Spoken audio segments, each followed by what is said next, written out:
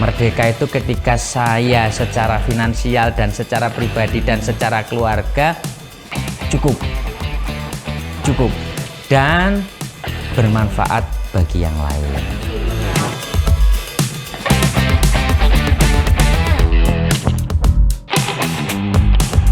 Hai dan Malam People, kembali lagi bersama saya Selma Kirana. Masih di edisi spesial 17 Agustus di Rama Podcast. Dan bersama dengan 17 tokoh Malang Raya dari berbagai macam profesi yang hadir bersama saya membagikan kisah inspirasinya tentang pekerjaannya, tentang profesinya, tentang hidupnya gitu. Dan kali ini hadir juga bersama saya seseorang di balik kebutuhan primer kita semua, kebutuhan primer nasi, bukan tentunya. Ada siapa di sini? Selamat datang Bapak Doni. Ya, terima kasih atas undangannya. Boleh diperkenalkan diri dulu Bapak? Ya, saya Doni Ganata. Sini saya kebetulan sebagai Ketua Apersi DPD Korwil Malang. Di mana Apersi ini memang asosiasi perumahan yang bergerak di bidang perumahan. Makanya benar kata Mbak tadi, perumahan ini memang kebutuhan primer yang betul, memang ya? harus benar-benar pemerintah lihat, pemerintah perhatikan. Nah, mudah-mudahan di acara ini, kebetulan ini Hari Kemerdekaan, jadi bisa menjadi momen merdeka bagi para pengusaha dan para penikmat usaha properti.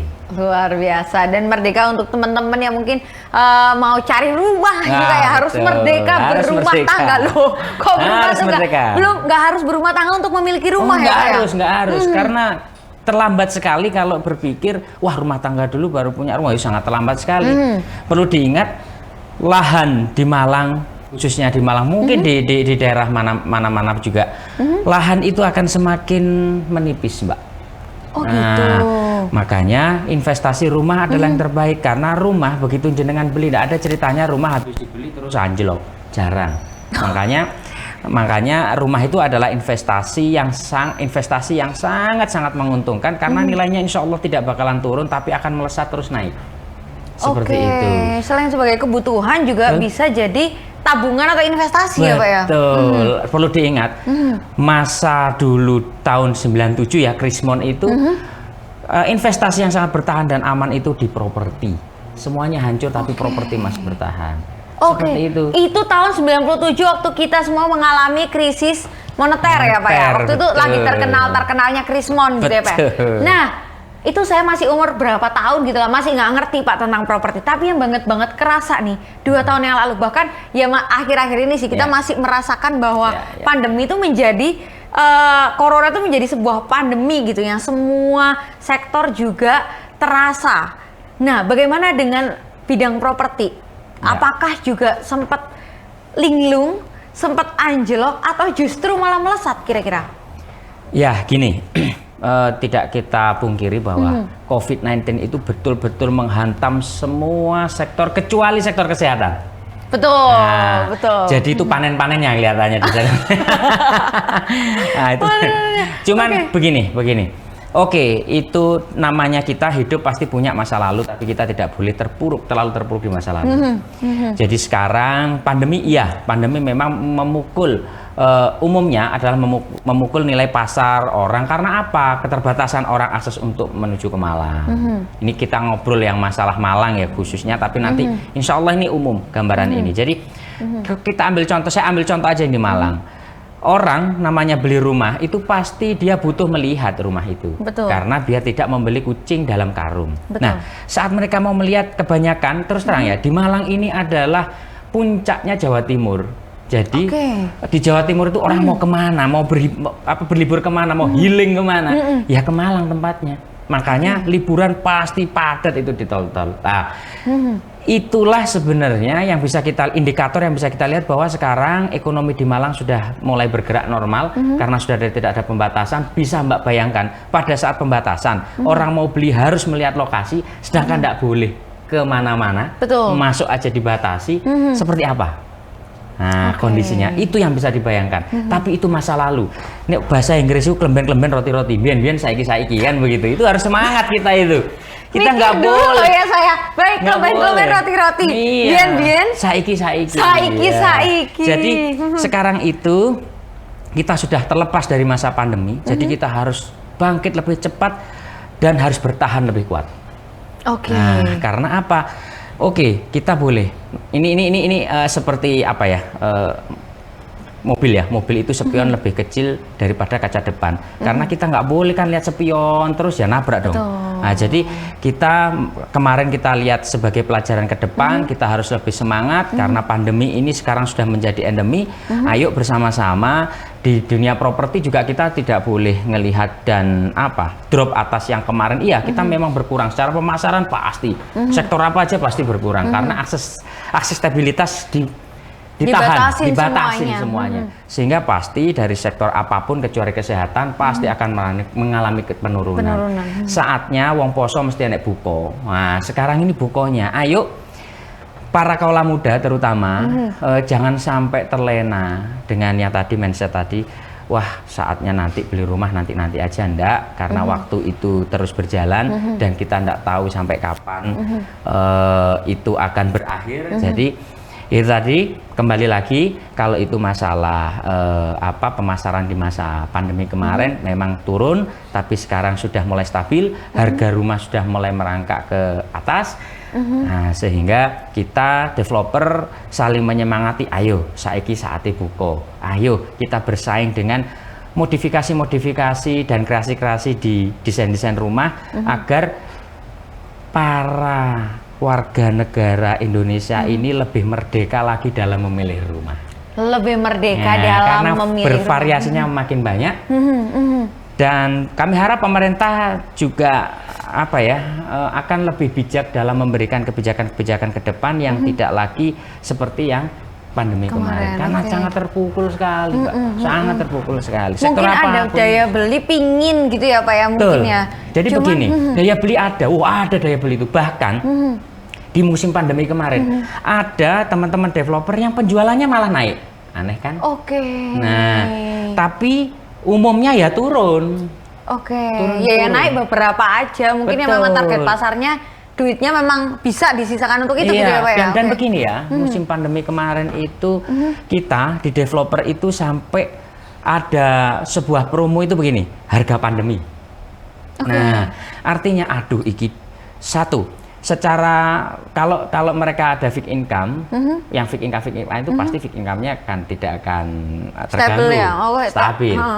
Tapi secara pengeluaran kan akan berkurang karena tidak boleh kemana-mana. Betul. Nah, jadi mungkin sisi-sisi market itu yang memiliki shift lebih banyak. Dan mereka harap diapake kan begitu, ini mau dikemanakan.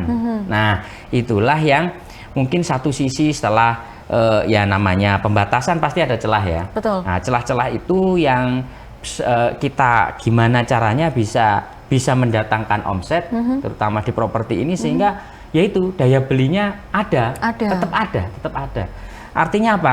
Pemerintah memberikan pembatasan, tapi kami ini ya secara ekonomi kan tidak bisa dibatasi. Betul. Seperti air, begitu itu buntu pasti akan cari jalan kemana-mana. Karena ya itulah manusia kita kalau manusia. Betul. Jadi itu musim pandemi kemarin memang kita ada kendala, ada pasti secara umum itu menjadikan penurunan sekali, tapi sekarang alhamdulillah sudah mulai gini ya. Kalau dikatakan sekarang sudah pulih 90%, makanya harapannya pemerintah memberikan kelonggaran-kelonggaran. Seperti itu, Mbak. Luar biasa sekali dan bisa dibilang rumah ini kan bisa jadi selain jadi kebutuhan primer juga mungkin bisa jadi investasi itu dari Pak ya. Betul. Dengan harga yang memang juga nggak main-main, bisa dibilang harga rumah itu kan maksudnya untuk saving di sini itu kan ya butuh waktu dan butuh nabung dulu nih Pak. Nah, bagaimana usaha properti di Indonesia khususnya di Malang ini? Kondisi usaha properti itu seperti apa sih Pak sebenarnya? Kalau sekarang usaha properti sekarang bergeliat, makin bergeliat naik, dan perbankan juga yang Mbak bilang tadi mulai nabung dalam, mereka tangkap potensi itu, tangkap potensi, makanya kaum milenial juga ada KPR milenial. Nah, karena apa? Itu tadi biar masa kalau itu melihat masa muda yang penuh dengan hura-hura. Betul. Hura-hura itu ditangkap untuk apa? Menyadarkan ini loh potensimu itu bisa sebagai investasimu. Maka ditangkap oleh perbankan mungkin di KPR milenial dan sebagainya seperti itu. Jadi pertumbuhan properti sekarang itu alhamdulillah naik. Yang kemarin-kemarin, yang sekarang ini kan yang bergerak ekonominya kan kaum milenial ini. Betul. Sekarang ini kan banyak secara online dan sebagainya. Potensi itu pun ditangkap oleh pihak perbankan untuk melahirkan produk KPR milenial, KPR apa. Itu kembali lagi juga untuk mensupport developer juga. Nah, untuk apa? Karena pembelian mereka tadi aku gak siap bagi dana ready sakmene kan begitu. Betul, kan itu butuh waktu ya Pak, apalagi untuk para milenials nih. Rumah itu kan bukan hal yang mudah dikeluarin ya, duitnya kan besar gitu loh Pak. Jadi begini, sekarang perubah mindset, jangan melihat rumah itu karena apa? Semakin itu tidak segera terbeli, akan semakin besar ini. Akan semakin mahal.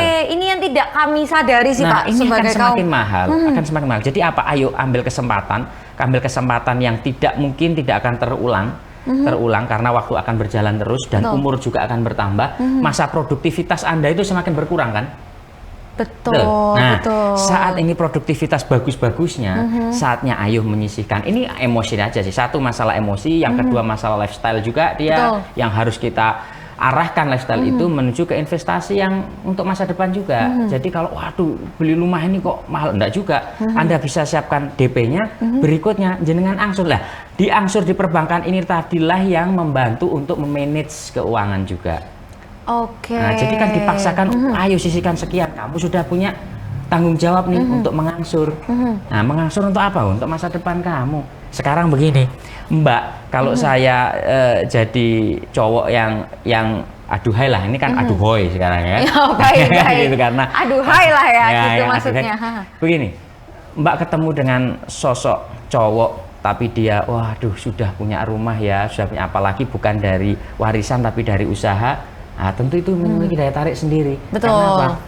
Secara tanggung jawab sudah kelihatan, secara pendapatan paling nggak ya, wah sudah ada pendapatan sehingga punya rumah. Aku nanti kalau merit, wah tentunya sudah tidak di PMI Pondok Mertua Indah lagi, tapi kan sudah di rumah idaman sendiri kan begitu. Nah itu seperti itu. Benar juga ya Pak. Nah, menurut Pak Doni sendiri, setelah bergulir berapa puluh tahun Pak di dunia perumahan ini, kira-kira berapa puluh tahun? Kalau saya nggak sampai puluhan tahun, saya masih saya bergerak di properti itu mulai 2006. Itu udah berapa berarti belasan 2006, Pak ya? Artinya masih tetap belajar Mbak. Kita itu nggak boleh merasa suwe sudah lama jadi merasa expert, enggak. Jadi saya pun setiap kami ya, saya bilang kami karena apa? Tentu kita itu kalau ingin berkembang tidak boleh berjalan sendiri tapi harus dengan tim. Kan begitu. Kami setiap open perumahan-perumahan yang baru, ya itu tempat belajar kami yang di tempat baru, ilmu baru, masalah juga baru. Nah seperti itu. Karena dunia properti itu cepat ya Pak ya ternyata. Pergulirannya itu juga cepat ya. Betul. Pergerakannya cepat sekali dan kebijakan pemerintah ini juga ya harus mensupport lah Mbak. Mungkin harus mensupport seperti itu.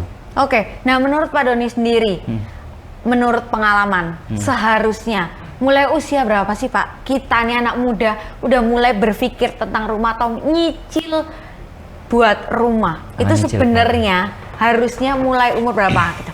Kalau umur selagi dia sudah produktif, sekarang itu kan umur di bawah 17 tahun aja sudah bisa ngasilin duit loh. Betul, ya kan? benar, Coba benar. Kayak contoh sudah apa itu yang di Jakarta itu YouTuber, konten kreator banyak, bahkan yang tiba-tiba fashion apa itu?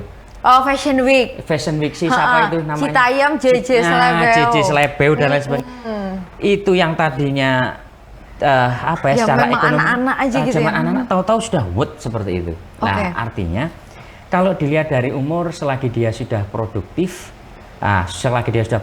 paling nggak itu sudah potensi untuk dia bisa mewujudkan sedikit-sedikit untuk rumah. Tinggal begini sekarang, mungkin ada regulasi dari pemerintah, dari perbankan juga, mulai umur berapa sih bisa dibiayai. Nah seperti itu. Sebenarnya kalau Pak minim umur berapa? sekarang misalkan saya punya anak umur SMA ya, 17 berarti. Awal-awal SMA mungkin kelas 1, bahkan SMP, tapi dia sudah penghasilannya luar biasa, tinggal kita kan orang tuanya. Betul. Yang membantu, membantu menggerakkan karena juga satu, pihak perbankan pun secara tabungan itu sebelum anak punya KTP nggak iso mungkin nggak bisa nabung secara mandiri, tapi bisa atas nama orang tua itu bisa. Artinya apa? Gitu ya. Ya artinya apa? Tinggal kita lihat dari pemerintah, dari pihak perbankan mungkin melihat potensi ini, mungkin nanti semakin bagusnya teknologi dan semakin bebasnya diakses, maka anak-anak ini semakin cepat produktif kelihatannya. Betul. Ya, semakin cepat produktif. Zaman dulu nggak enak, Mbak. Artinya kita wawancara seperti ini aja harus di saluran TV. Benar. Ya, kalau sekarang selagi ada media, sudah bisa melakukan seperti ini. Betul. Artinya kan pembatasan itu semakin mengecil, bahkan ini juga umur produktif semakin cepat produktif dengan kemajuan ini. Tinggal kita orang tua mengarahkan aset mereka, pendapatan mereka kemana. Ini yang nanti harus ditangkap oleh pemerintah. Oke. Sejak kapan? Mungkin sejak sedini mungkin anak-anak ini bisa kaum saya nih, angkatan saya keselip ya sama anak-anak. Oh bisa. Baru-baru ini ya Pak. Bahkan sekarang coba. Umur saya pun bisa keselip loh asetnya sama yang masih muda-muda. Betul. Karena potensinya semakin terbuka lebar. Dan itu mereka pasti ujung-ujung nggak mungkin semakin kaya nggak punya rumah. Oke. Karena kan sudah sandang, pangan, papan. Betul. Butuh, makanya primer banget rumah ini, primer banget. Tapi menurut Pak Doni sendiri, apakah sampai sekarang juga masih menjadi kebutuhan primer, Pak? Kita tahu bahwa anak lifestyle-nya anak muda sekarang dikit-dikit healing, kena mental healing, stres healing, dan budget healingnya anak-anak kalau kita lihat di sosmed ya Pak, itu gila-gilaan banget. Bisa ke Bali PP, ke Singapura PP. Padahal sebenarnya uang itu kayaknya bisa ya Pak, buat DP-nya rumah itu harusnya bisa. Bisa sekali. Menurut Pak Doni bagaimana melihat fenomena seperti ini? Begini, kembali lagi ya, fenomena itu selalu berganti. Kalau sekarang fenomena healing dulu apa-apa dan sebagainya, tapi tetap namanya kebutuhan ya tetap. Ya akan terus menjadi. Endingnya akan tetap butuh itu, kan begitu. Nah, sekarang kembali lagi ya itu tadi kita mengedukasi karena gini ya, gairah muda itu suatu gairah yang tidak bisa dibatasin, kan begitu. Yang bisa membatasin adalah ya tadi kesadaran mereka. Nah, ya kita ini tentunya sebagai orang tua juga itu mengedukasi mereka, memberikan wacana kepada mereka bahwa kebahagiaanmu ini tidak berhenti di umur sekian saat kamu suka healing-healingnya. Oke. Nah, tapi saat kamu nanti sudah tidak sendiri dan harus berbagi, itu bisa kebahagiaan yang lebih berarti lagi bagi kamu dan mungkin bagi keluarga baru kamu. Nah, ya itu ya mindset ya kembali lagi. Semua itu harus ditanamkan lagi ke mindset kita. Karena apa? Ini hanya apa ya? Hanya sementara kan? Seperti anak muda itu hanya sementara ya, masa muda. Masa muda juga sementara. Juga masa-masa sekarang, senang healing. Ini kan juga ada waktu-waktunya. Betul. Nanti trennya apa lagi? Trennya apa lagi kan seperti itu yang harus kita tanamkan ke mereka bahwa ayo lifestyle kamu itu akan selalu berubah dengan tren. Kan begitu. Tapi yang tidak akan berubah dan tetap menjadi tanggung jawab kamu yaitu tadi investasi di perumahan tadi. Betul. Seperti itu, mendapatkan rumah paling enggak yaitu tadi lah. Kita sekarang kebutuhan pendapatan tidak dibatasin oleh umur, tapi lifestyle ini juga itu musim-musiman ya, healingnya musim-musiman healing. Betul. Emang lagi in aja healing aja. Bahkan kami yang tua-tua juga ikut-ikutan. Wah, kerja terus ya repot ya kudu healing. Lama-lama uang kegiling ini kan begitu ya. Betul banget. Kakek healing, uang kegiling ya benar. Ya tadi kembali lagi harus orang tua tentunya karena anak muda juga tetap orang tua balik-baliknya. Nah, kita sebagai orang tua juga harus bisa mengedukasi ke mereka seperti tadi bahwa rumah adalah kebutuhan pokok kamu juga. Betul. Dan lagi sekarang pendapatan tuh bisa diakses dan didapatkan di mana aja, kapan aja ya Pak ya. Betul. Sebenarnya sangat dimudahkan harusnya ya. Kalau dulu orang kerja itu ya udah satu kantor, kerja di satu perusahaan selesai. Sekarang kan enggak ya Pak ya, banyak anak yang kerja di sini, nyambi di sini, weekend di sini, pagi di sini kayak gitu ya.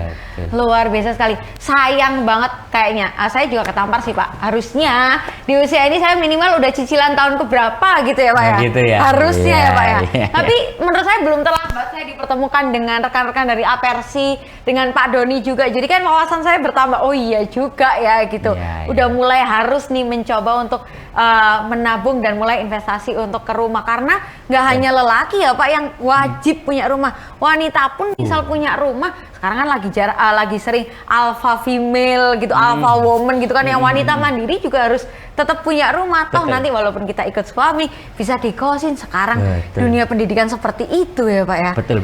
Nah, yang terakhir Pak, rumah sebagai lifestyle. Kita tahu bahwa selain sebagai tempat untuk berteduh, rumah itu bisa jadi gaya hidup juga Pak. Betul. Bisa jadi tempat kerja juga Pak. Betul. Bagaimana menurut Pak Doni? Sangat betul sekali. Jadi sekarang kerja itu tidak dibatasi oleh aku harus ngantor di sana, harus ngelamar di sana. Sekarang ngantor bisa dari rumah, mungkin jualan online juga dari rumah. Betul. Nah kan seperti itu. Jadi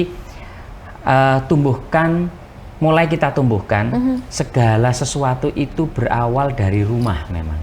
Oke. Jadi misalkan kita sekarang lifestyle ya, ini keterkaitan dengan lifestyle. Lifestyle itu tinggal begini aja. Oke, sekarang waduh, saya ini sukanya di yang gaya, kita rumah-rumah itu kan banyak tipenya, ada yang gaya Romawi, ada yang modern, minimalis, Eropa dan lain sebagainya. Lah, tinggal kita tuangkan aja dengan aku kalau bisa nanti punya punya cita-cita, aku harus segera nabung, segera punya rumah yang nanti bisa saya create dengan style yang saya punya, kemauan yang saya punya. Karena apa? Ya tadi, rumah ini dari kita belum nanti, kalau bisa ya, selagi kayak mbaknya ini masih belum married gitu ya, sudah punya rumah, nanti setelah punya keluarga pun, rumah ini menjadi awal dari bibit-bibit masa depan keturunan kita juga. Betul. Nah, kan begitu. Jadi segala sesuatunya berawal dari rumah. Jadi kalau bisa dan kalau memang itu ya alhamdulillah sekali. Kalau sekarang itu trennya lagi healing. Kalau bisa nanti ke depan akan kita mudah-mudahan akan bisa mengarah sedikit-sedikit ke trennya itu lifestyle property seperti itu. Udah jor-joran, api-apian, akan duwe omah gitu kali ya Pak ya. Seperti itu. Karena apa? Kalau kita sekarang wira swasta, hidup itu berputar, kadang di atas, kadang di bawah. Kalau kita sudah punya lifestyle untuk jor-joran, waduh duwe tabungannya celengannya rumah tanah. Sewaktu-waktu kita butuh, mereka dijual dapat membantu kehidupan kita. Oke. Ya, kalau saya mau senang jor-joran beli tas. Kalau beli tas-tas ini lain-lain halnya ya. Saya dulu juga berpikir, wah kayak apa sih jor-joran beli seperti itu apa? Ternyata ada case-case tertentu yang ada nilai investasi yang tidak kita bayangkan. Tapi yang paling untuk real tas-tas tertentu, tapi Pak, benar-benar tertentu yang dia bisa untuk investment. Betul. Gitu kan. Cuman yang nggak tertentu itu kan rumah. Betul. Nah, kalau rumah sudah pasti, kebutuhan yang pasti. Nah, kalau itu nanti bisa menjadi lifestyle di kalangan muda, dan itu sepertinya bisa jadi lifestyle. Karena harusnya apa? Bisa ya, Pak. Karena apa? Pihak perbankan ini sudah menangkap itu. Jadi mengeluarkan produk itu tadi namanya KPR milenial lah. Itu kan akan di lifestyle kan di situ. Dan itu harus, karena apa? Pemuda sekarang itu sudah tidak ada batasan umur berapa untuk bisa produktif, untuk bisa ngangsur rumah, sudah tidak ada batasannya. Oke, dan pasangan muda itu sekarang juga udah marak ya Pak ya? Betul lah, sekarang jadi YouTube aja ke endorse jebret dapat 200-300 juta, begitu sadar buat DP rumah, selesai, punya rumah sudah. Benar. Nah seperti itu sih. Jadi kalau properti itu sebenarnya siapa cepat dia dapat, begitu sebenarnya. Itu intinya dari properti ya Pak ya? Iya, kuncinya siapa cepat dia dapat. Karena ya itu tadi, perkembangan land banking, lahan itu semakin menyempit. Ini yang nggak terpikir sih Pak. Apa nggak kepikir jenengan saat ini lahan sudah menyempit dan pemerintah itu sekarang membatasi loh ya. Jadi begini, pemerintah itu sekarang ada lahan sawah dilindungi namanya. Karena untuk membatasi habisnya lahan beralih fungsi sebagai lahan properti. Padahal masih buahnya belum punya rumah. Padahal apa? Populasi penduduk Indonesia meskipun dikasih KB kan tetap KB juga, kebobolan juga. Kan begitu. Populasi nggak bisa dibatasi. Artinya apa? Rumah dibutuhkan. Tapi satu sisi pangan juga harus terpenuhi. Nah, itulah sebagai dua sisi yang sebenarnya harus bijak pemerintah. Bijak pemerintah untuk alokasi daerah, pengembangan tentunya kalau mau itu memang dipertahankan daerah pangan, dia harus jauh dari pusat pengembangan penduduk. Ini. Kalau dia mepet-mepet, penduduknya mau tinggal di mana? Nah, jadi kembali lagi ke lifestyle tadi. Sekarang harapan kami juga mungkin orang tua yang lain bahwa lifestyle anak-anak sekarang itu ayolah lifestyle yang berinvestasi, lifestyle untuk masa depan juga. Ya di mana tempatnya? Ya di rumah itu tadi. Luar biasa sekali Pak Doni. Pembicaraan singkat kita ini tapi sudah mengena banyak dan berbobot sekali. Secara nggak langsung ini isinya tuh berbobot sih Pak. Bikin saya mikir dan bahasa Jawa nih kok angen-angen.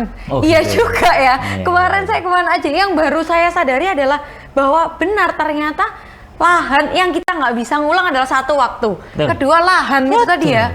Betul, lahan itu bukan sumber daya yang bisa diperbarui. Ya kalau diperbarui berarti reklamasi itu yang sekarang terjadi. Betul. Ya kan? Tapi pasti tidak sesempurna ciptaan Tuhan yang ada. Betul. Itu kan buatan. Kan begitu. Ayo, mumpung ini lahannya masih ada. Ayo para muda-muda, ayo rubah lifestylemu yang hilang, duit itu uangnya itu digiling untuk masuk jadi investasi rumah. Oke. Semoga setelah podcast ini saya dapat rezeki bisa langsung DP rumah.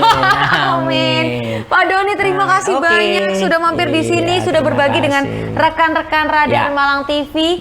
Semoga tidak berhenti di sini ya Bapak ya, karena tentang perumahan ini masih banyak sebenarnya yang ingin saya kulik. Semoga ini masih akan bisa berepisode-episode selanjutnya.